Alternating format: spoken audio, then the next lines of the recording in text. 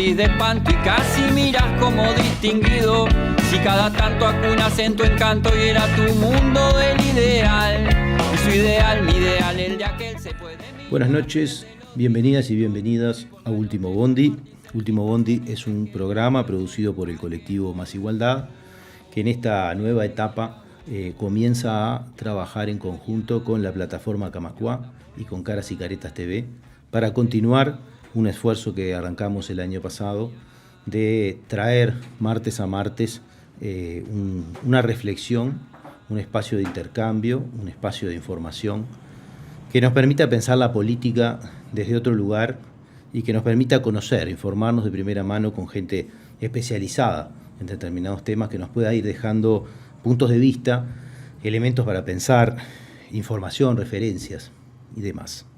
Como siempre, les pedimos que a todos quienes gustan de esta propuesta, que nos den una mano en su difusión, y eso tiene que ver con difundir la plataforma Camacuá, con difundir Caras y Caretas TV y con difundir nuestras redes de Más Igualdad, para que más gente pueda compartir estos contenidos y de una manera u otra establecer esta ida y vuelta también con las demandas que nos llegan para trabajar algunos temas, para traer algunos invitados e invitadas que nos puedan permitir seguir haciendo este tipo de programas.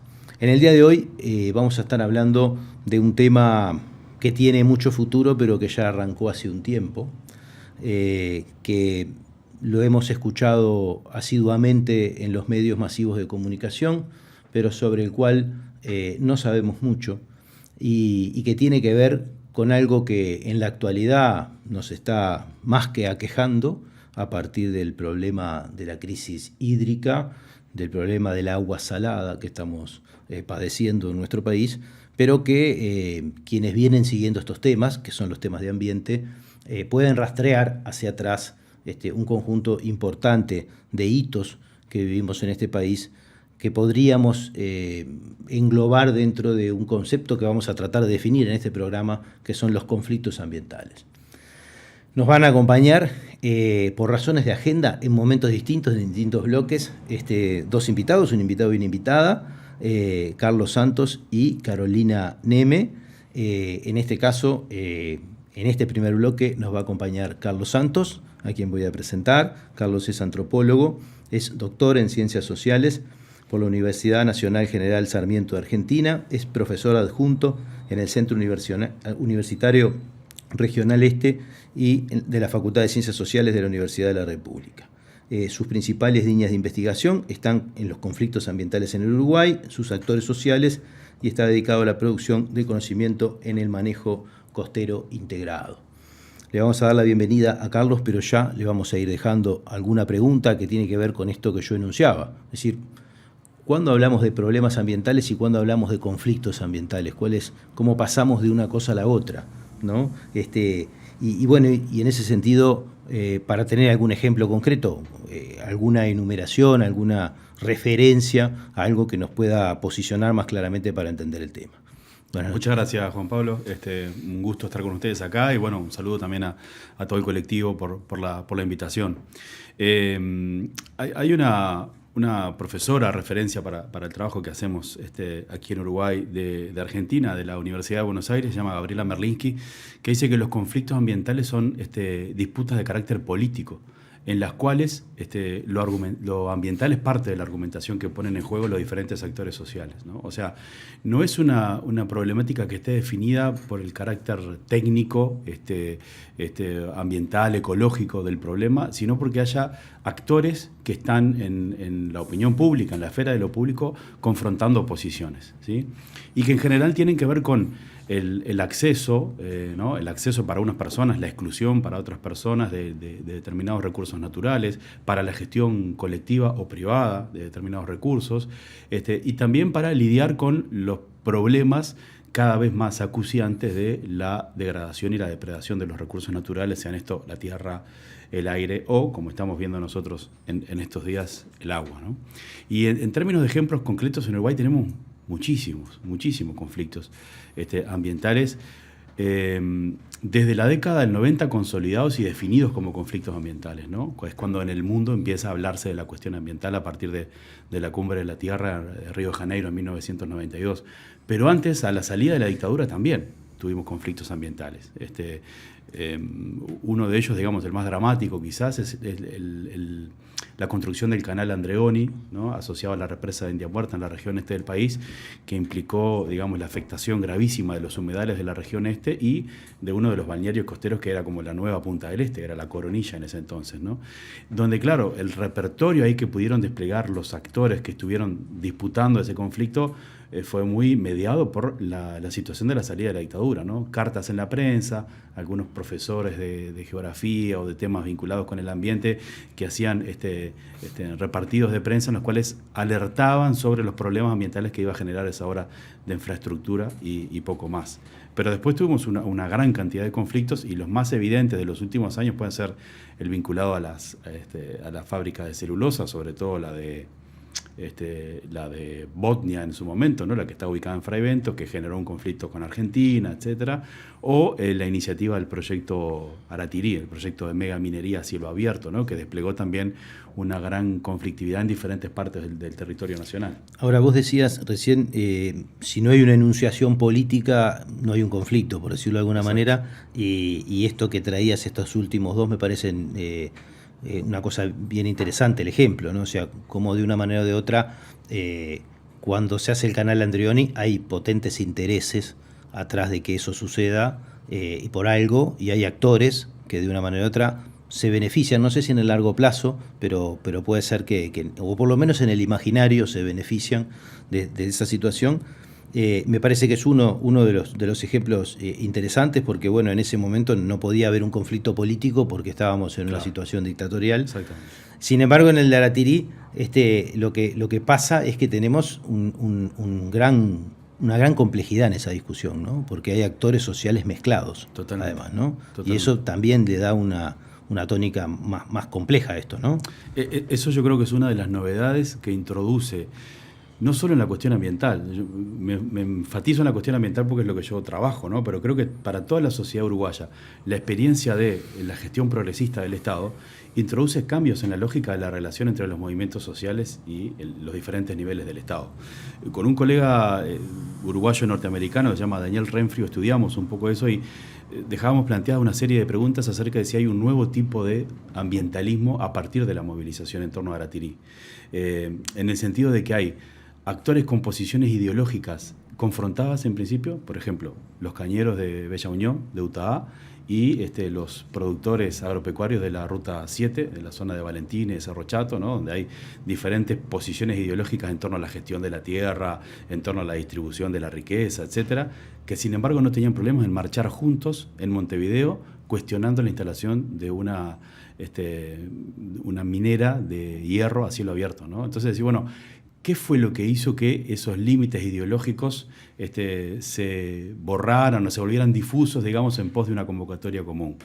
Y yo creo que ahí tiene que haber otra clave de explicación, otra clave de análisis, que es que no prima lo ideológico en este tipo de movilizaciones o en este tipo de conflictos, ¿no? Eso es algo que han estudiado colegas, antropólogos en América Latina, donde las resistencias a los grandes proyectos de infraestructura, las represas en el sur de Brasil, en México, la minería en diferentes partes de la región andina y en el norte de Argentina también, generan este tipo de coaliciones que son absolutamente inestables, ¿no? O sea, son coaliciones que lo único que tienen en común es la consigna de el rechazo a determinado megaproyecto, y una vez que alcanzan el objetivo se disuelven, digamos, en tanto tales, pero instalan una lógica de movilización que también puede ser parte de los aprendizajes que la sociedad tiene en estos procesos de conflictividad.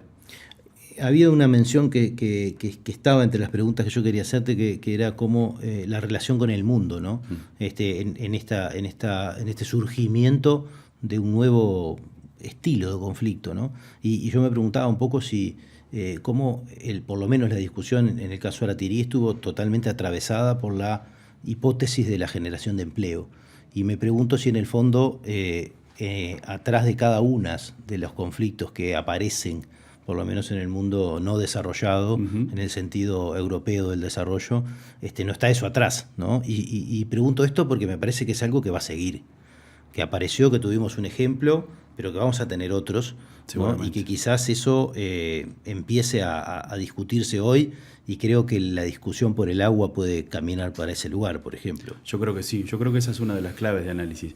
A mí me parece que ahí, creo que uno de los argumentos es ese que vos planteás, el tema de la generación de puestos de trabajo, y otro de los argumentos es la generación de riqueza. Es decir, bueno, tenemos un recurso que es muy valioso, tenemos que explotarlo para generar riqueza para poder distribuirla. Yo creo que el problema ahí es la manera en que estamos haciendo las cuentas. No podemos decir que un emprendimiento genera puestos de trabajo sin contar los puestos de trabajo que ese emprendimiento va a afectar. O no podemos decir que un emprendimiento genera determinada cantidad de riqueza si no incluimos la cantidad de riqueza que vamos a tener que destinar para remediar los impactos ambientales que esos emprendimientos van a generar. Yo creo que si hacemos las cuentas de una manera integral, la lógica de la discusión sería diferente. Le pongo, por ejemplo, ¿cuántos empleados permanentes hay hoy en la planta de celulosa de UPM en Fray Bentos? Son 500. ¿Sí?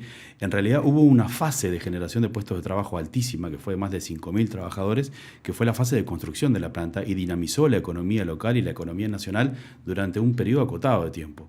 Pero luego, esa fase se retrae y volvemos a una situación, durante mucho tiempo, Fray Bentos Río Negro fue el departamento con más desempleo de Uruguay, luego de terminada la construcción de la fábrica. Quienes defienden eso, de todas formas, lo que hacen es apelar al empleo indirecto que generan permanente en las forestales y toda esa otra dinámica que tampoco está exenta de problemas, o que según algunos incluso son peores que los otros. Sin duda, sin duda. Ahí el problema es también cómo las empresas hacen la cuenta de esa cantidad de empleos indirectos, e incluso hay unos que son los empleos que generan por el simple hecho de el movimiento, por ejemplo, de camiones o de la mano de obra, ¿no? O sea, si se abre un almacén en la esquina del barrio por donde pasan los camiones, también cuentan ese empleo como un empleo generado por el emprendimiento, aunque no está asociado con la inversión.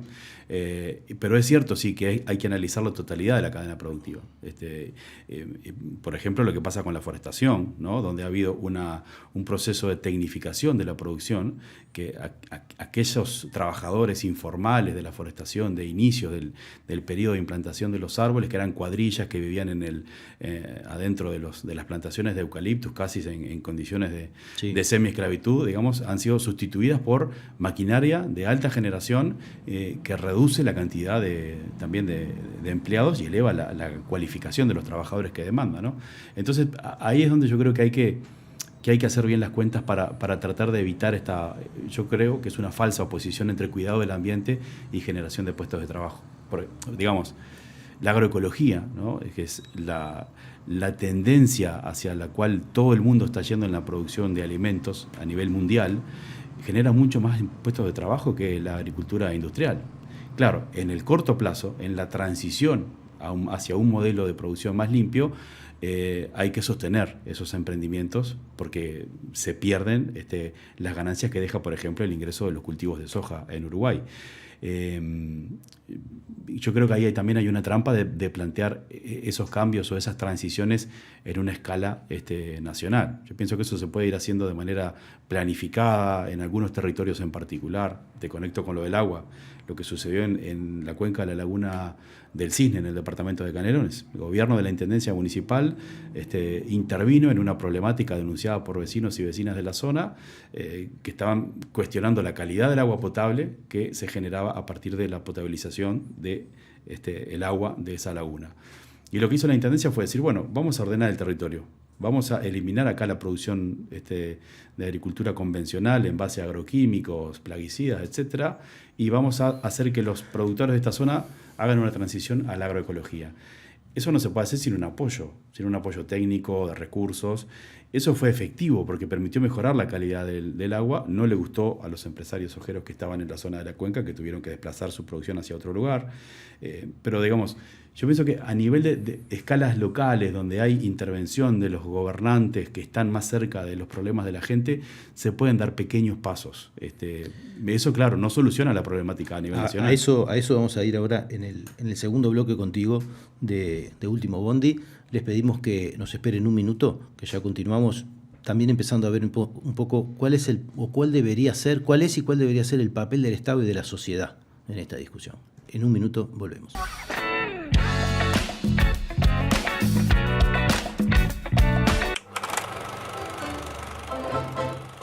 Soy suscriptor de Caras y Caretas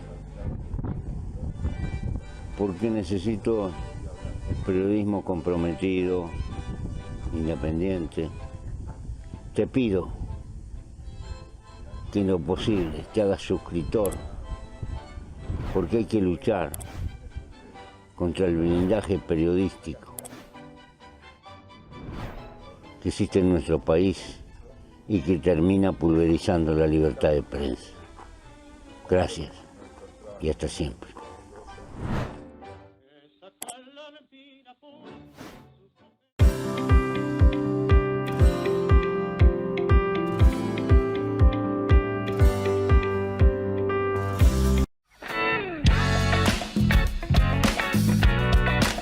Seguimos en este segundo bloque de Último Bondi. Estamos conversando en este caso con Carlos Santos. Después vamos a conversar también con Carolina Neme sobre conflictos ambientales. Le pusimos como título a este programa, pero no es solamente eso, es un poco más de este ciclo que pensamos hacer sobre asuntos de ambiente. Estábamos viendo un poco esta problemática, lo imposible de separar entre las relaciones sociales y las relaciones productivas y las relaciones ambientales, históricamente dejadas de lado para prestarle atención a las dos primeras, incluso a veces a una sola, ¿no? Porque siempre la producción tuvo, ¿no? Fue con coronita, quizás después de mucha lucha política, la cuestión social entró y hoy tiene que entrar la cuestión ambiental. Y de lo que nos contaba Carlos, uno se hace la idea de que es imposible discutir cualquier cosa de estas, por más pequeña que sea, sin considerarlo todo, ¿no? Sin mirar la ecuación entera, sin mirar la política entera, y eso demanda de la sociedad un nivel de politización alto, que no es a lo que estamos acostumbrados, que no es la cultura que venimos construyendo, por lo menos a nivel masivo, mediático, ¿no? De estar discutiendo lo que nos pasa, cómo remediarlo. Y en ese lugar es donde entra a preguntarse, en general, el papel del Estado. Entramos a preguntarnos por el papel del Estado. Yo lo quiero complicar un poco más porque me parece que en esto el papel de la sociedad lo ha sido y además lo debe ser, ¿no? Con mucho énfasis. Pero bueno, desde la perspectiva de quienes están estudiando este asunto del conflicto, recién traías un ejemplo con el caso de Canelones de una intervención feliz, podría ser. Sí. A veces hay otras que son al revés. Pero bueno, ¿cómo definen una manera o de otra esto? Porque uno de los corolarios de esta discusión es plantearse ideas, ¿no? Que es un poco la misión que nosotros queremos cumplir en estos programas. Es decir, bueno, si queremos pensar en esto, no podemos olvidarnos de pensar en algunos asuntos medulares. Sí. Bueno, pero siguiendo también en Canelones, ¿no? Y en cursos de agua de Canelones, para pensar en un ejemplo no feliz. En 2013, 2014 se tomaron las medidas para preservar la cuenca del río Santa Lucía, ¿no? Por un gobierno a nivel nacional, por un ministerio, ¿no? En ese momento era una dirección de ambiente dentro de un ministerio. Y sin embargo la fiscalización, la efectivización de esas medidas no fue del mismo nivel que las que logró la Intendencia en una escala más reducida, ¿no? con una dinámica de control territorial mucho más fuerte, ¿no? Y hoy tenemos problemas de acceso al agua potable en toda la zona metropolitana, en parte por el no cumplimiento de esas medidas que fueron acordadas en el año 2013, ¿no? Entonces ahí el papel del Estado es clave. El papel de las organizaciones sociales, digamos, desde que surge la cuestión ambiental como tal, son las protagonistas, son las que han colocado los temas en agenda a partir de la movilización, a partir del estudio, a partir de los conflictos, ¿no? En el mundo estoy hablando, ¿no? Ahora, el Estado siempre ha estado traccionado hacia la cuestión ambiental, siguiendo, por lo menos en nuestros países, ¿no? Siguiendo de atrás una agenda, ¿no? De hecho, yo decía, la primera vez que se habla de la cuestión ambiental en organismos internacionales es en la Cumbre de la Tierra de Río de Janeiro en el 92. Nosotros creamos nuestra Dirección de Medio Ambiente en Uruguay en 1990, en el gobierno del primer Lacalle, ¿no? Lacalle Herrera. ¿Por qué? Y bueno, porque todos los estados latinoamericanos crearon su institucionalidad ambiental más o menos en ese momento, porque había que tener organismos que se dedicaran a la cuestión ambiental. Y yo creo que no es casual que este segundo Lacalle haya creado el Ministerio de Ambiente, haya elevado la cuestión ambiental al rango ministerial, pero, como muy bien decías vos, totalmente desconectada de los ministerios que regulan la producción. Es como que la cuestión ambiental es remediar la agenda de las externalidades, le dicen algunos colegas, que van generando los sistemas productivos. Entonces, mientras no haya una articulación entre la política productiva en términos agropecuarios o en términos industriales y la política ambiental, mientras la política ambiental sea solamente la remediación mala, tardía y con pocos recursos presupuestales de lo que sucede en las otras esferas de lo que el Estado debería controlar, ahí vamos a seguir teniendo problemas. Y te agrego, me parece que la clave está en la incorporación de esa ecuación de gestión de políticas de salud pública. O sea, no podemos seguir viendo la cuestión ambiental como un tema de la ecología o la preservación de los ecosistemas. Hoy en día la cuestión ambiental es un tema de salud pública. Lo estamos viendo con el agua que estamos tomando y con los problemas que eso puede generar, y lo estamos viendo con los problemas de salud que sufren las personas que manejan plaguicidas o que están en procesos industriales complicados, ¿no? Entonces, yo creo que ahí hay una clave de buscar articulaciones virtuosas entre esos diferentes escenarios de política.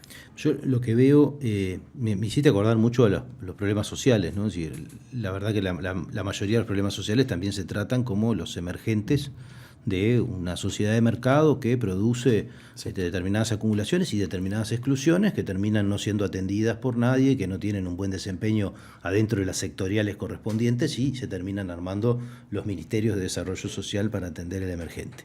Digo, estamos como en un paralelo, ¿no? También podríamos decir que el pensamiento hegemónico, ¿no? Que mira y prioriza la dimensión económica y productiva, y lo que se va cayendo para alguno de los costados tiene, no sé si sectoriales o elementos que deberían ser transversales, ¿no? Y terminan siendo sectoriales, que no tienen capacidad de organizar a las otras, porque en realidad vienen a poner parches. Terminan encapsulados. Claro. Entonces, yo me pregunto ahí, porque del otro lado también cabe la misma pregunta, que es, bueno, ¿y cuál es el papel de la sociedad? Ya sabemos que el papel de la sociedad ha sido que el activismo, de una manera o de otra, ha traído a la agenda algunas cosas. También es cierto que mucha prédica hegemónica es contra el activismo, y se esmera en la ridiculización de algunas cosas que pueden ser extremas también, algunos planteos conservacionistas, ¿no? que no dejan, no nos permiten pensar transiciones, ¿no? Ese concepto también es un tema en discusión por la gente, ¿no? El concepto de transición, y que los que queremos ver un camino de política pública recurrimos a él, pero sabemos que lo hacemos con cuidado porque también está objetado, y quizá con razón en muchos casos. Pero a mí se me ocurre que la sociedad civil, que este término sociedad civil también es complejo. También es complejo, pero bueno, por decirlo de alguna manera, la sociedad en su conjunto requiere instrumentos para poder hacer esto, porque lo que más me parece que precisamos es información, es capacidad de monitoramiento de las situaciones, una voz pública y legítima para expresarlo, y me da la impresión de que eso también es un asunto de política pública, que no solamente viene del activismo, porque de la misma manera que legislar sobre la existencia de la negociación colectiva ayuda a la generación de instrumentos para discutir la distribución, me da la impresión que hace falta también una tonificación a partir de instrumentos del brazo social que debería hacer esto, en una problemática que es súper compleja, que yo le veo una ventaja, que es que cuando uno la padece la entiende, o la empieza a entender, pero que cuando no la padece es muy difícil llegar con ella.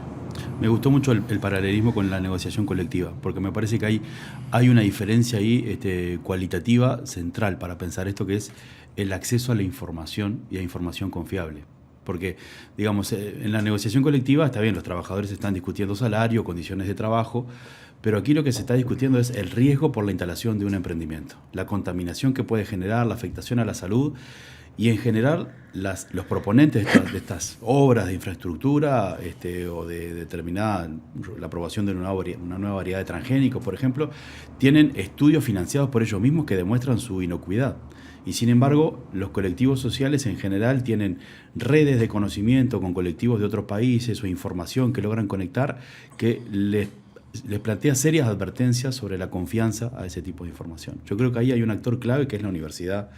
En nuestro caso, en Uruguay tenemos la Universidad de la República que podría jugar ahí un papel importantísimo. No hace tanto en la universidad se llevaron adelante unas iniciativas bien interesantes de lo que se llama ciencia deliberativa, que justamente tenían como clave cuestiones ambientales. Fueron los llamados juicios ciudadanos. Hubo un juicio ciudadano a la minería a cielo abierto, uno a la energía nuclear, ¿no? O sea, procesos en los cuales las personas tienen acceso al conocimiento producido en la universidad y a las discusiones que se dan también adentro de la academia en torno a estos temas. Entonces ahí yo creo que es clave pensar esto en ese sentido. Y con respecto a las diferentes posiciones, a mí me parece que de los activistas, ¿no? de los movimientos ecologistas, me parece que es muy útil una clasificación que propuso hace ya un tiempo un profesor de la Universidad de Barcelona, se llama Joan Martínez Salier. Él habla de que existe de manera predominante en el mundo un ecologismo que él llama el ecologismo de los ricos. Es el ecologismo del primer mundo, el de conservemos la biodiversidad, vamos a proteger los osos panda, salven a las ballenas, o qué hago con los residuos de mi forma de vida, ¿no? O sea, cómo soy más ambientalmente eficiente en el consumo de energía o en la disposición final de los residuos que genera mi forma de vida. Pero él dice, en el resto del mundo hay otro ecologismo, que es el ecologismo de los pobres, o ecologismo popular, le dirá después, que es el ecologismo de las personas que defienden su ambiente porque viven en él. Son los campesinos desplazados por las represas, son los campesinos del norte de Argentina que se paran frente a las topadoras que vienen desmontando para después plantar soja. Podrían ser los productores de la Ruta 7 que resisten a Aratirí, que sin ser pobres, eran productores familiares, ¿no? Que generaban ciertas conexiones con otros sectores del campo popular. A mí me parece que ahí hay una clave también para entender de que no todos los ecologismos son iguales. Ahí Eduardo Budinas, un pensador uruguayo sobre estos temas, habla siempre de los múltiples verdes del ecologismo. Dice, no todos los ecologismos son iguales, no todos persiguen lo mismo. Yo creo que en los últimos años en Uruguay, e incluso tenemos un cierto tipo de ecologismo en el Parlamento, ¿no? Creo que hemos visto, quizá como nunca antes, esta gran diversidad de expresiones dentro de las cuales tenemos posiciones muy conservadoras, ¿no? Y yo creo que si no afinamos la lectura de lo que pasa al interior de estos movimientos, también podemos tener dificultades a la hora de tender puentes o de pensar en alternativas que trasciendan estas cuestiones, ¿no? Y yo pensaba mientras decías eso que también desde esa necesidad de pensar lo global, también debería existir el lugar para discutir aquellas cosas que irremediablemente son complicadas, ¿no? Es decir, porque en algún lugar del mundo se tiene que producir hierro, ¿no? El problema es de qué manera y cómo derrama la sociedad, cómo complementa o cómo se produce, ¿no? Porque también estás en eso, ¿no? En una civilización que demanda consumo, que seguramente hay un freno a poner en esa reflexión, pero que de una manera u otra también hace actividades que podrían ser necesarias y que a todas luces, donde se hagan, van a estar complicando el ambiente inmediato, ¿no? Totalmente. Yo ahí, me parece que esa es una de las discusiones centrales, ¿no? Y yo vuelvo a la reflexión en torno a la escala, ¿no? Si, bueno, pensar solamente en la escala global me parece que puede tener sus consecuencias. Me parece que también tenemos que pensar en la escala de lo local. No tengo claro si sería mejor tener, en vez de tener 2 o 3 minas de hierro en el mundo, tener varias distribuidas en diferentes lugares, y ahí siempre estamos pegados al lugar donde esté el mineral, al yacimiento, claro, como una determinación geológica, claro, de esa posibilidad productiva. Pero pensemos en la producción de pasta de celulosa. Uruguay tiene en funcionamiento hoy en día la fábrica de celulosa más grande del mundo. Ya no es Brasil, es Uruguay, ¿no? La fábrica más grande y otras 2 fábricas que producen el equivalente a esa fábrica, ¿no? Esa fábrica más grande. ¿Y qué es lo que producimos? ¿Producimos papel para nuestras necesidades? No, producimos una materia prima que es la pasta de celulosa que deja todo el componente más contaminante del proceso productivo en nuestras aguas, que genera esa pasta con el uso gratis del agua de nuestro país, y se lleva el producto a la sede de la fábrica en el primer mundo o en alguna zona de trabajo esclavo en China, ¿no? Ahí hay que hacer la ruta de esa celulosa, donde se produce el papel, se genera el valor y luego se distribuye de nuevo al mundo, ¿no? Entonces hay como ecuaciones que cierran solamente si tienen un componente de subsidio ambiental o de subsidio estatal, que si no cerrarían. Yo creo que hay trazos de neocolonialismo en cada una de las actividades que se reparten hacia Latinoamérica, por lo menos, ¿no? También a África, también a algunos lugares de Asia, y eso es claro, ¿no? Y está claro de que lograr problematizar eso como para realmente poner cotos y topes, ¿no? a esos asuntos, o negociar compensaciones, es una de las grandes tareas políticas que requerirían de la unidad de todos los estados latinoamericanos, ¿no? Ojalá se pudiera avanzar en algo que yo creo que esta discusión ambiental, y creo que esta coyuntura de Brasil, por ejemplo, ahora puede ser un poco más auspiciosa, que es un jugador más fuerte, ¿no? Como para poner estas discusiones arriba de la mesa, donde estos problemas son peores que los que son acá. Sí, de todas maneras, igual el ciclo progresista en toda América Latina generó fuertes efectos ambientales, ¿no? O sea, ahí hay otra pensadora argentina, se llama Maristela Svampa, que dice, el punto ciego de los progresismos fue la cuestión ambiental. No pudieron incorporar esos temas en la agenda. Entonces, quizá el papel que juegue Marina Silva en este nuevo ciclo del PT en Brasil pueda ser distinto, aunque ella ya fue de la camada del primer Pero gobierno. creo que además nos hace falta discutir la capacidad de desarrollo en contemplación de esto, ¿no? Claro. Porque del otro lado también el problema el que tiene quien esto se plantee llevarlo a la política es el de la correlación de fuerza y el apoyo popular a la correlación de fuerza, ¿no? Porque yo creo que el proyecto Aratirí podía haber salido en Uruguay con la mayoría de los trabajadores a favor, por ejemplo. Quizá. ¿No? Entonces uno cuando dice esto, bueno, no es solamente la razón de la ciencia lo que está en discusión acá, sino un problema de correlación de fuerza que se debe construir en un proceso de muy largo aliento y que, bueno, vamos a ver cómo sigue por ahí. Y de construcción de conciencia sobre estos temas, ¿no? Digamos, porque no es que hay una esencia natural de las personas que nos hace preocuparnos por el ambiente, sino que hay un proceso de construcción de conciencia que no esté alienada con nuestro vínculo con la naturaleza, ¿no? Porque también hay muchas prácticas de educación y de concientización que uno ve cómo se reproducen, que están despegadas de los problemas concretos y reales que tenemos en nuestro país. Bueno, tenemos que cerrar este segundo bloque porque vamos a pasar a la otra parte del programa. Dejo la reflexión de que quizás lo único bueno que nos trajo el agua salada es permitirnos pensar un poquito más en Está algunas todo cosas. El mundo hablando de eso, en el ómnibus, en el bondi, en la salida de la escuela, en los pasillos de la facultad. Yo creo que el aprendizaje del agua salada me parece que hay que tratar de documentarlo y aprovecharlo para... En cierto modo hay que agradecerlo porque nos está permitiendo movilizarnos también por esto. Bueno, muchas gracias, Carlos. Gracias a ustedes de nuevo. Seguimos en un minuto con el tercer bloque de Último Bondi.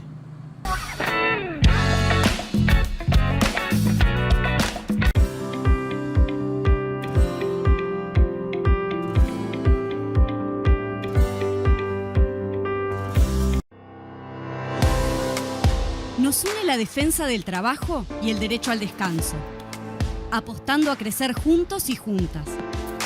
Nos une la memoria y una historia de lucha que llevamos con orgullo. Nos une jugar y divertirnos sintiéndonos iguales, caminando, sin dejar atrás a nadie. Nos une la democratización de la palabra. Nos une lo que nos emociona y moviliza. Nos une compartir y soñar el futuro. Con AEBU tenés derechos. AEBU, un sindicato, una comunidad.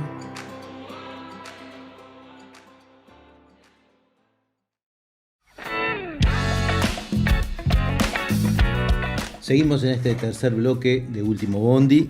En este caso, ahora nos va a acompañar Carolina Neme, a la que voy a presentar en este momento. Carolina es abogada especializada en Derecho ambiental, es máster en Medio Ambiente y Desarrollo por la Universidad Nacional de Colombia, es asesora e investigadora en temas jurídicos y de política ambiental para organizaciones sociales, instituciones públicas y organismos internacionales.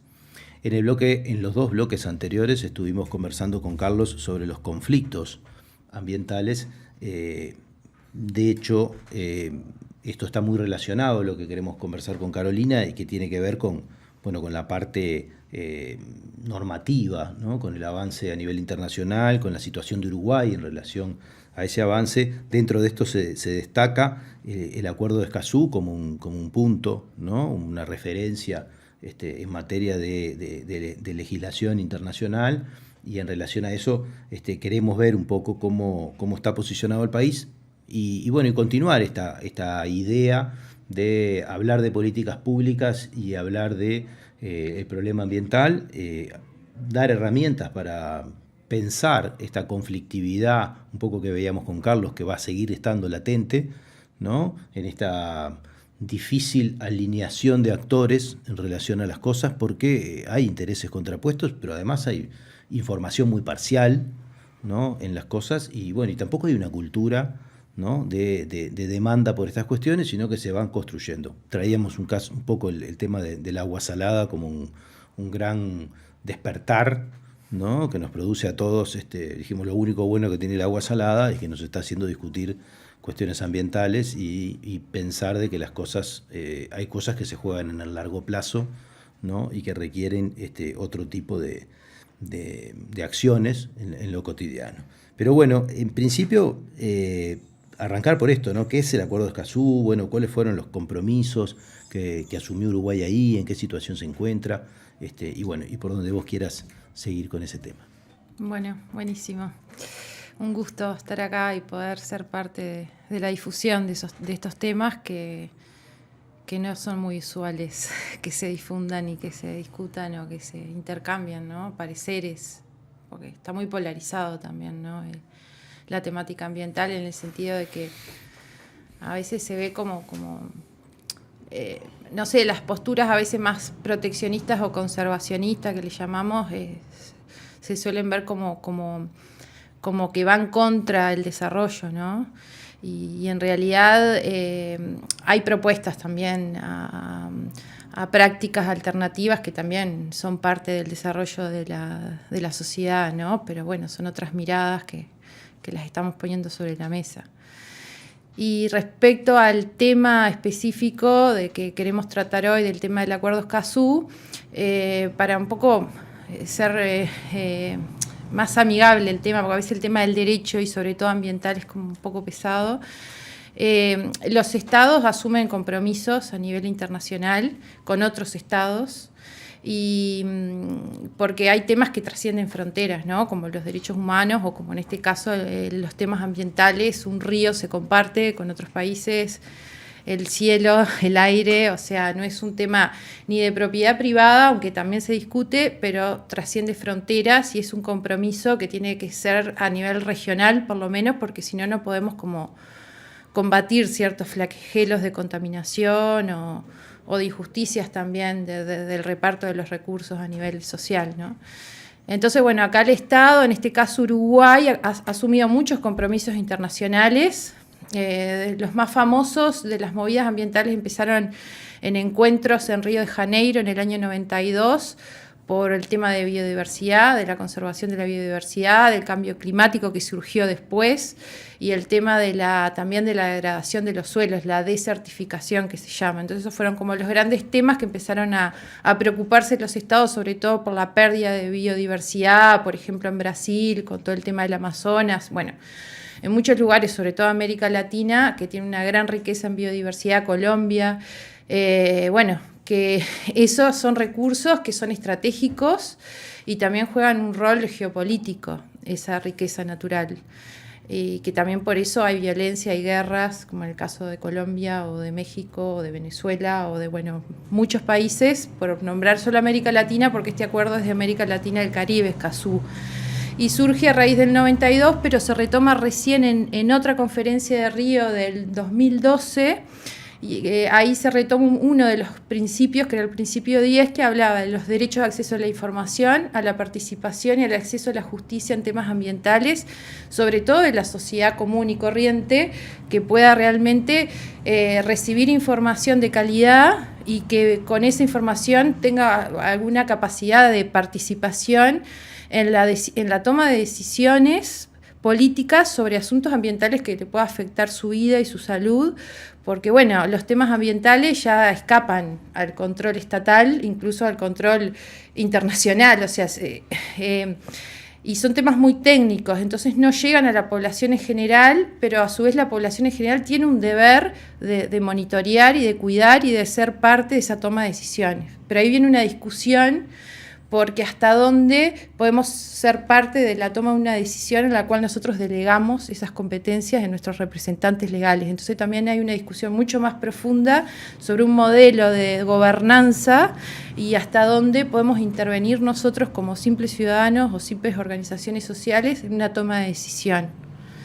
Entonces ahí viene el conflicto. Sí, yo te iba un poco a preguntar eso porque ya en varios programas hemos discutido la esencia misma de la democracia, del republicanismo, ¿no? Y cómo esas cosas se han ahuecado, ¿no? Y ha quedado encapsulado en la idea de las elecciones cada 5 años y alguna que otra cosa más, y después como que el lugar del pueblo en la discusión política. Ahora, eso requiere de instrumentos, ¿no? Yo justo le preguntaba a Carlos, ¿no? Sobre la última parte del último bloque, esa misma idea, decir, bueno, la sociedad, de una manera u otra, para poder tener voz, se precisan políticas, construir políticas para que eso exista, ¿no? Porque por un simple problema de capacidad, de acumulación y de necesidad de esfuerzo, es muy difícil que sobre el activismo simplemente, ¿no? Se pueda construir una voz legítima, ¿no? O sea, si eso no construye una institucionalidad también, de una manera o de otra, y cómo eso de una manera u otra nos pone en la discusión entre el Estado y la sociedad cosas que hay que hacer, ¿no? Es decir, vos decías, el tema del ambiente escapa hasta los estados. Sí, pero escapa en el sentido de que el impacto escapa y que no es posible circunscribirlo a una frontera ni a un espacio, ni una jurisdicción determinada. Pero sí debería haber, ¿no? Desde los estados, instrumentos para que todo eso se lleve a cabo, ¿sí? ¿Cómo estamos en materia de generación de esos instrumentos y de posibilidades? Tenemos una legislación bastante interesante con herramientas que... y justo la normativa y la política ambiental, que la normativa se traduce en política, es como que sienta una base diferente porque hay muchas herramientas dentro de los procesos, por ejemplo, de autorización ambiental o de toma de decisiones en temas ambientales que traen procesos participativos. ¿Qué otros temas no lo traen? O sea, el tema ambiental pone sobre la mesa de que hay decisiones que tienen que prever la información, por ejemplo, una audiencia pública, por ejemplo, comisiones de cuencas para el tema del agua, comisiones asesoras para las áreas protegidas, que ahí están integradas por los locales también, por el Estado y muchos más organismos, pero el local tiene que estar. Ahora, esos espacios que vos nombraste, ¿en qué medida su acción política es vinculante con las decisiones? No es vinculante, y eso es uno de los grandes problemas que se reclaman dentro de este estado de conflictividad social, ambiental en la que estamos. Uno de los reclamos justamente es hasta dónde, y ahí viene de nuevo la discusión, no puede ser vinculante porque por algo estamos en un sistema republicano y de representatividad y no en un sistema participativo. O sea, tendríamos que cambiar de alguna manera la manera en que nos estamos gobernando por lo que se interpreta, ¿no? Pero el tema ambiental rompe este discurso y está tratando como de posicionarnos en ese sentido de llegar a una real gobernanza, ¿no? De que en realidad, y sobre todo el local, que es el directamente afectado por un proyecto, una obra o una política, esté directamente involucrado y sea tomado en cuenta su posición. El tema es que se discute la representatividad de eso, ¿no?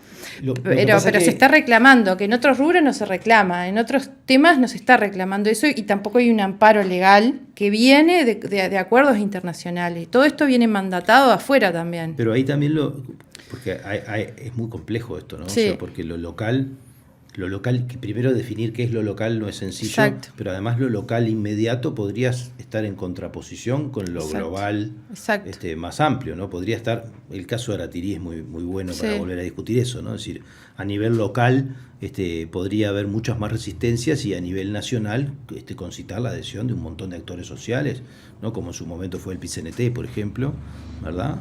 A favor del proyecto, ¿no? Entonces, yo no estoy mirando esto para tener un juicio final sobre el asunto ese particular, sino mirando en perspectiva de decir con qué instrumento vamos a manejar en el futuro estos problemas como los que tenemos hoy, ¿no? O como los que estamos viendo con el agua, ¿no? En ese sentido, el mundo, las mejores prácticas, por ejemplo, ¿por dónde van? Bueno, en realidad podría citar casos que están como más avanzados o tienen regulación más proteccionista o más, por ejemplo, tienen procesos en los cuales la opinión de ciertas comunidades es vinculante, pero porque en realidad hay comunidades muy fuertes y que realmente dependen del recurso, como las comunidades indígenas, afros o campesinas rurales, que le llaman en Colombia, por ejemplo. Ellos tienen un proceso específico en el cual el Estado, aunque muchas veces no se respeta, antes de aprobar un proyecto en determinado lugar, tienen que consultar a esa comunidad que está organizada y tiene como una representatividad, cosa que tal vez en Uruguay eso no se visualiza tanto, y su opinión y su aval a ese proyecto es vinculante. O sea, si la comunidad no lo aprueba, no sale el proyecto. Igual se dan miles de conflictos, hay un problema gravísimo de violencia, incluso de muertes. O sea, salió un reporte del World Witness, algo así, que hacen un monitoreo sobre todo sobre el tema de conflictividad socioambiental en América Latina y el Caribe. Y muere un defensor ambiental que son líderes indígenas, afros, campesinos, periodistas, abogados. Un defensor cada 2 días en los últimos 10 años y el 80% es en América Latina. Entonces es un tema y que por eso viene Escazú también, y Escazú crea una figura jurídica que se llama el defensor ambiental y crea herramientas para que esas personas puedan ejercer su trabajo porque van en contra de la vida o van contra tu dignidad o contra tu integridad, incluso contra las posibilidades de trabajar libremente, que pasa incluso acá en Uruguay. Hay como una estigmatización, entonces por eso se crea esa como una especie de figura, porque tenemos que proteger a este tipo de defensor, ¿no? Porque ya no es un defensor de derechos humanos, un periodista, es un líder que está en territorio en defensa de los bienes naturales que son de todos, y como dijo en la última conferencia del Gobierno de Colombia, es increíble que se tenga que pagar con la vida por defender la vida. Entonces estamos en esa situación hoy por hoy, que este índice de conflictividad va en aumento y ya es un tema de víctimas, de defensores ambientales que son penalizados. Por ejemplo, en el sur de Chile los mapuches son penalizados y encarcelados por defender su territorio, o sea, son considerados delincuentes en vez de víctimas. Entonces, tal vez en Uruguay, lo bueno de estas cosas regionales es que ves lo que está pasando afuera, que a veces uno está medio en una cápsula, ¿no? Pero que en realidad acá pasa a otro nivel, tal vez mucho más psicológico o más económico, pero pasa. Entonces a veces miramos esos países que tienen mucho mayor violencia, pero ¿por qué tienen mucho mayor violencia? Porque también tienen mucho más recursos naturales, o sea, Colombia es el gran ejemplo, Venezuela, Brasil. Siempre cito lo regional porque es en lo que yo trabajo y tengo los datos.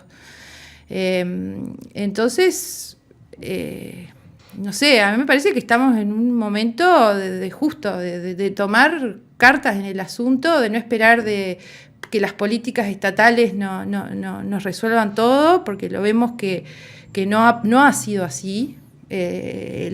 La calidad del río Santa Lucía es un gran ejemplo de eso, y bueno, y y eso, y ser propositivos. Los que estamos trabajando en esto, no estar todo el tiempo denunciando, demandando, sino también tener políticas alternativas que proponer y que las hay. Ahí es donde queremos ir en el próximo bloque de Último Bondi, así que antes de meternos directamente en esta discusión de qué podemos hacer, nos vamos a un pequeño corte de 1 minuto y en 1 minuto volvemos.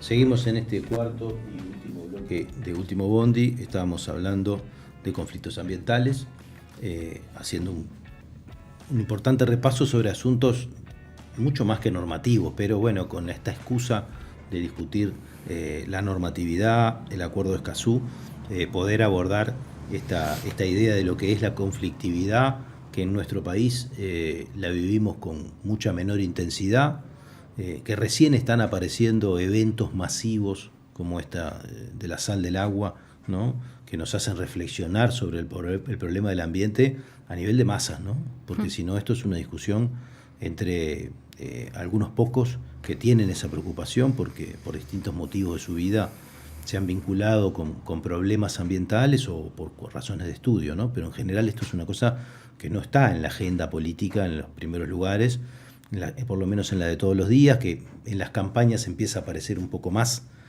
como un problema, pero muchas veces incluso desde una perspectiva estética y sin ninguna propuesta de acción. Y vos estabas un poco entrando en cuestiones de acción y me parecía importante abordar esto también porque muchos de los estigmas que inhabilitan el ingreso de esta temática en la agenda cotidiana, ¿no? Y que han tenido que ver con las posiciones extremas, de conservacionismos extremos o demás cuestiones que han servido para ridiculizar los temas ambientales, ¿verdad? Han dejado de lado, ¿no? Han dificultado el ingreso de esto a la agenda política. Y vos decías, bueno, además de pedirle a los estados, tenemos que pasar a tener propuestas. Y yo recordaba un poco también la discusión que teníamos con Carlos antes sobre, bueno, cuál es el modelo distinto, porque de una manera u otra el mundo nos ha configurado para ocupar este lugar de proveedores de materia prima o de poca elaboración a todo nuestro continente, y eso nos trae de la mano todos estos conflictos por un montón de partes de las industrias que se alojan acá para no alojarse allá, o de producciones que se desarrollan acá, porque hay ventajas comparativas para desarrollarlas también, ¿no? O sea, porque en cierto sentido somos un gran productor de alimentos y eso por un lado es algo que nos sostiene primarizados, ¿no? Como se dice en la economía, pero por otro lado también es una oportunidad de inserción en el mundo. Muchas veces con muchas injusticias en ese intercambio, ¿no? Pero es necesario tener una propuesta más global, ¿no? Y no solamente concreta y puntual sobre cada evento que se produce como una crisis, ¿no? ¿Cómo lo ves? Sí, entiendo que es difícil cambiar el modelo así, o sea, obviamente hay una cultura ya de un modelo económico y de desarrollo que no se cambia de un día para el otro, porque primero que nada tenemos que cambiar nuestra mentalidad y nuestra cultura y nuestra manera de relacionarnos con la naturaleza, que con el desarrollo humano y sobre todo de una sociedad abocada al comercio y al capitalismo, y eso prima sobre otras políticas más bien conservacionistas, es ese choque que es muy difícil, pero y que tiene que ser progresivo a su vez. Pero si nos damos cuenta que los recursos se están agotando o que se están haciendo escasos, no podemos seguir haciendo lo mismo, porque vamos irremediablemente a un final bastante feo y rápido también, ¿no? Entonces, hay muchas prácticas que se están haciendo en ese sentido, como yo que sé, la producción agroecológica, la permacultura, la ganadería, que somos un país ganadero, netamente ganadero, y realmente dependemos mucho de ese recurso. Bueno, mejorar las prácticas de la ganadería. Ya se están haciendo por medio de pastura natural, no utilizando químicos. El sistema de agropecuario nuestro cambió en 20 años.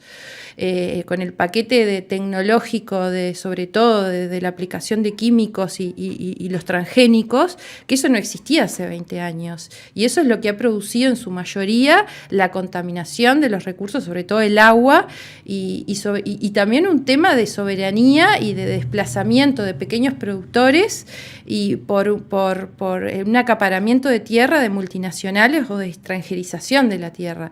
Y yo no sé si realmente eso lo queremos los uruguayos. No sé si se ha puesto en discusión real ese modelo, si realmente lo queremos. Carlos mencionaba el tema de hacer la cuenta global, decía la cuenta entera, ¿no? Si estamos viendo cuánto genera de puestos de trabajo, en este caso la riqueza, pero no estamos poniendo en la cuenta cómo se arreglan las cosas que produce el modelo, cuánto cuestan y quiénes pierden. Los pasivos ambientales, ¿no? Porque además hay una injusticia ahí total con el sistema productivo, porque, por ejemplo, un dato que tiró Carlos en no me acuerdo en qué periódico, hace poco decía que el arroz consume 4 veces más de agua que la que va para el consumo humano.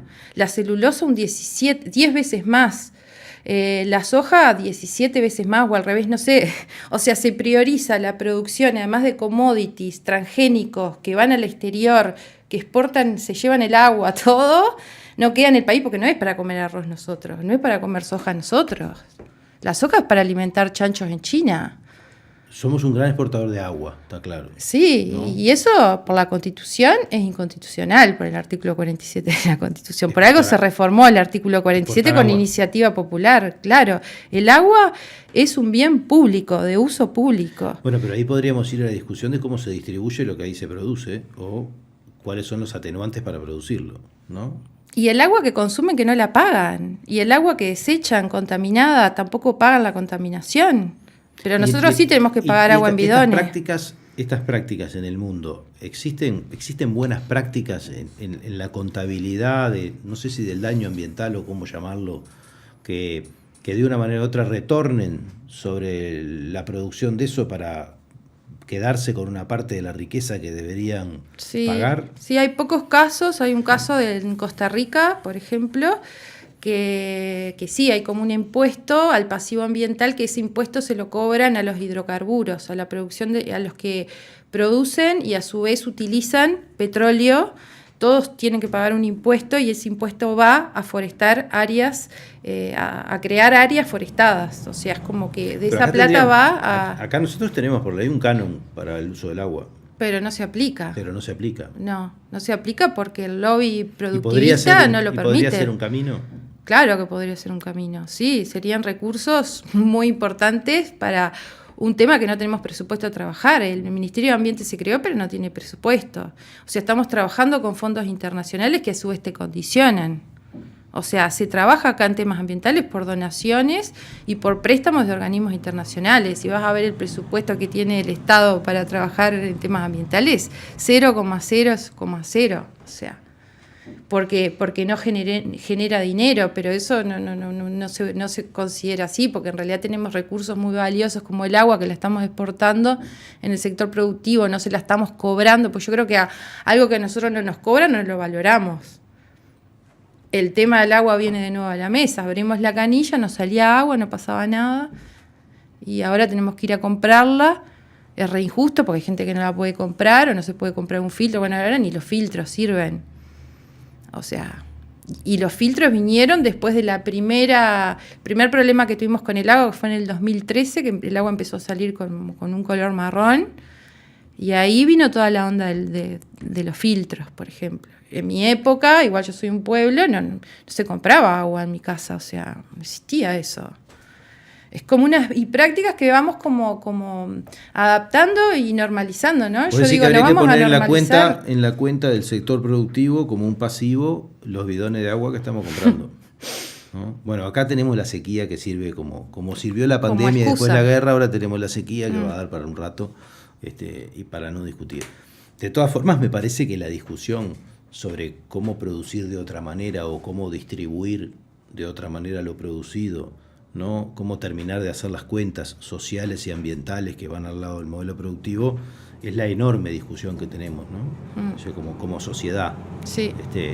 No sé del lado del Estado qué más se puede hacer, qué buenas prácticas puedan haber, pero vos por un lado mencionabas esta idea de que quizás determinados espacios deberían ser vinculantes, determinadas decisiones tomadas en determinados espacios con determinadas regulaciones y garantías pudieran ser vinculantes y que quizás haya que tener más espacios de participación directa sobre algunos de estos asuntos, ¿no? Sí, y la ciudadanía ya lo está haciendo por medio de los plebiscitos, referéndum, o sea, tenemos toda una herramienta ahí, sobre todo para aplicarla a nivel departamental, que ya se ha hecho con el fracking, con la minería a cielo abierto, en ciertos departamentos que se han juntado firmas y a nivel departamental se prohíbe una actividad, porque la población local así lo quiere, y creo que se tiene que consultar más al local qué es lo que quiere de desarrollo en su entorno, no venir direccionado de un organismo internacional o de una empresa desde Finlandia a decir lo que se va a hacer en una localidad.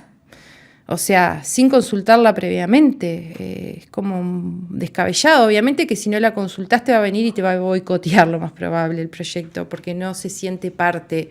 O a veces la hacen sentir parte por medio de la cooptación y le regalan remeras. Te iba a decir que también mirarlo solamente desde lo local tiene una gran complejidad y un montón de riesgos, ¿no? De muchas prácticas que han sucedido en todo el continente de este tipo de colonización, de nueva colonización, ¿no? Y que parecería imposible esquivar la discusión global, ¿no?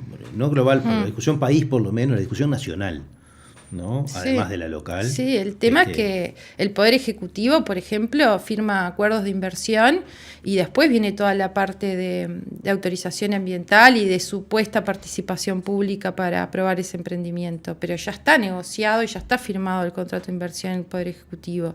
Entonces, eso no debería ser así, por lo menos en temas ambientales y en grandes proyectos que te van a realmente causar un impacto ambiental y social a nivel, en nuestro caso, país. Porque acá cualquier gran emprendimiento que hagas te va a afectar la economía de todo el país y la sociedad de todo el país, porque somos pocos y somos chicos y estamos todos conectados. Entonces, acá en Uruguay sería mucho más fácil que cualquier otro país realmente aplicar los mecanismos, las herramientas de información, de participación y de acceso a la justicia. Así que si tenemos que ir a la justicia porque el Poder Ejecutivo me vulneró mis derechos, yo tengo que tener el derecho y poder ir, como cualquier ciudadano, no tenía que pagar abogado, pagar timbre, pagar 1000 cosas para ir al Poder Judicial, por eso la gente no va a reclamar temas ambientales. Poder hacerlo, o sea, porque muchas veces se nos vulneran nuestros derechos un poder, pero también tenemos los otros poderes que podemos recurrir a que nos protejan, ¿no? Ya sea el Poder Legislativo o el Poder Judicial. En mi caso, como soy abogada, utilizo esa herramienta del acceso a la justicia. Y muchas veces es muy difícil, porque muchas veces son vecinos que tampoco tienen recursos y el Estado no los atiende, o sea, no les da un abogado gratis, o no hay fiscales ambientales, no hay especializados, porque es un tema muy específico, tenés que manejar información técnica. Ahora, yo me quedo pensando que de todas formas, si no está la discusión política global y permanente, si no miramos esto en términos de correlación de fuerza, no se puede ganar la batalla, ¿no? Porque realmente se va a dar o se puede dar que es imposible enfrentar y neutralizar la acción corporativa de grandes capitales, ¿no? Si el pueblo no está instruido y no tiene acceso a información y no tiene espacios de discusión, ¿no? Y eso implica de que estas cosas estén en la agenda política pública, ¿no? O sea que si estos temas no están en la agenda política pública, cualquier otro mecanismo que consideremos es vulnerable a ser manipulado, por decirlo de alguna manera, con total éxito. Exacto. ¿No? Y bueno, ya sea por mecanismos más democráticos o más violentos, como traía los ejemplos de otros países, ¿no? Donde se perpetran esta cantidad de homicidios simplemente para desarrollar el plan económico que venía de la mano de la actividad extractiva ¿no? o de explotación. Bueno, se nos fue el tiempo. Sí, igual yo confío mucho en los movimientos sociales, ¿no? En el caso de Aratirí fue un gran ejemplo de eso, o sea, muchos te dicen, no fue el movimiento social el que terminó de alguna manera haciendo que el proyecto no fuera viable, porque fue la bajada del precio del hierro, etcétera, pero en realidad lo que hizo el movimiento fue enlentecer el proceso de autorización ambiental por años, y eso, bueno, de alguna manera volvió viable. Entonces creo que es interesante el estar ahí, el de monitorear, el de estar atentos a lo que está pasando y no hacer de cuenta de que eso es un tema de otros. O sea, el tema del medio ambiente ya no es un tema de otros, es un tema de todos, es un tema colectivo y va a la supervivencia nuestra y la calidad de vida nuestra. Entonces no podemos desentendernos, tenemos que estar informados, exigir la información al Estado. El Estado tiene que darte la información, porque la información es pública, toda la información que esté dentro del Estado, por más que la haya puesto una empresa, es pública y de uso público. Y bueno, y todos esos conceptos, ¿no? Ya tenemos que involucrarnos y ser parte, porque no hay que esperar nada. Yo, de cualquier manera le planteaba lo mismo a Carlos, que es, bueno, pero también es cierto, y no para hacer un juicio de valor sobre el proceso de Aratirí, sino mirando el futuro, la humanidad va a seguir produciendo elementos que dañen el ambiente en forma sustantiva, porque determinadas prácticas son dañinas. En ese sentido, son más agresivas todas las prácticas, ¿no? Todas las prácticas humanas de una manera u otra transforman, y algunas más que otras, en algún lugar se tienen que hacer, ¿no? Y si Aratirí no estuviera ahí, tendría que estar en otro lado o podría ser de otra manera. Pero de una manera o de otra, la humanidad va a seguir consumiendo hierro y lo va a tener que producir en algún lado. Por lo tanto, la discusión política, ¿no? De cómo se hacen esas cosas, cuándo la sociedad opina y decide, cuál es la relación entre lo local y lo no local, es como una agenda de una enorme complejidad que está abierta y que va a seguir abierta, ¿no?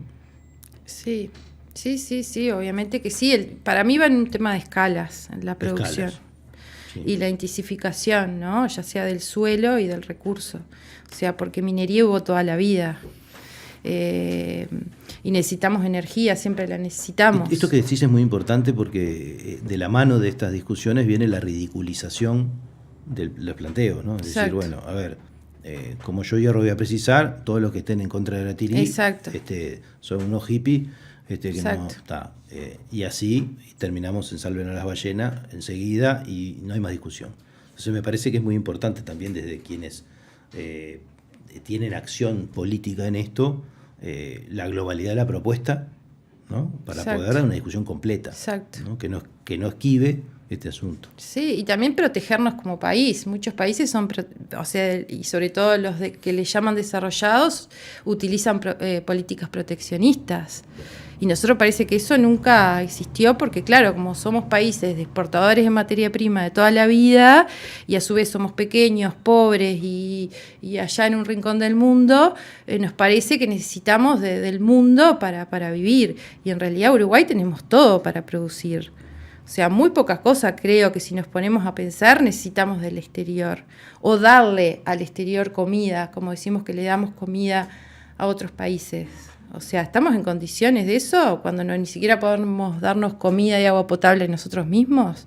Entonces, yo creo que es hasta una discusión filosófica, ¿no? Y de historia y de cultura y de cambiar esa mente como colonizada, de la cual seguimos siendo productores de materia prima para otros. O sea, No, quizás la posibilidad de poder negociar regionalmente una condición distinta de intercambio, ¿no? Que nos permita un precio justo, ¿no? Y intercambios compensatorios sobre ciertos asuntos que contemple, que metan todo en la cuenta, ¿no? Claro, porque no fíjate esté solamente que la cuenta del capital, sino que esté la del ambiente y la social adentro de la cuenta. Sí, tenés Argentina, Brasil, tenés unos socios que tienen todo. O sea, no precisás más. Bueno, se nos terminó el tiempo, nos tenemos que ir. Bueno, muchas gracias por participar. Y bueno, y nosotros nos vemos el próximo martes en otra propuesta de Último Bondi. Buenas noches.